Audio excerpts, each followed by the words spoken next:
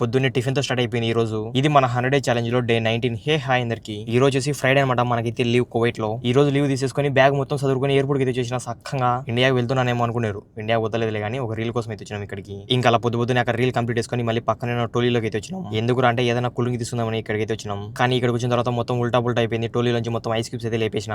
తీసుకుని వచ్చి సక్కంగా వాటర్ బాటిల్ అయితే నింపేసిన. మొత్తం చల్లగా ఉంటాయి అనేసి వాటర్. ఇంకా తర్వాత సక్కంగా మళ్ళీ 360 మళ్ళీ దగ్గరికి అయితే వచ్చినాం. నేను నవీన్ బ్రో. ఈ రోజు అయితే యాక్చువల్ గా నేను నవీన్ బ్రో ఇద్దరం ప్లానింగ్ చేసుకుని మరి వచ్చేసినాం అనమాట ఇక్కడికి. నిజంగా 360 మాల్ భలే అంటే భలే ఉంది. సూపర్ గా అయితే ఉంది. నిజంగా కువైట్ లో చాలా అంటే చాలా మాల్స్ అయితే ఉన్నాయి. ఒక్కొక్క మాల్ ఒక్కొక్క రకంగా సూపర్ గా అయితే ఉంటాయి. చూడండి ఇదంతా 360 మాల్ టాప్ వ్యూ అనమాట. సూపర్ గా అయితే ఉంది ఇక్కడ. మీరు గమనిస్తే ఇక్కడ ఎన్నో ఫ్లోర్ లో పైన చెట్లు అయితే ఉన్నాయి. దీన్ని టెక్నాలజీ అంటారు. మళ్ళీ మధ్యాహ్నం మళ్ళీ టోలీలోకి వచ్చి మళ్ళీ ఐస్ క్యూబ్స్ అయితే లేపేస్తున్నాం ఇద్దరం కలిసి.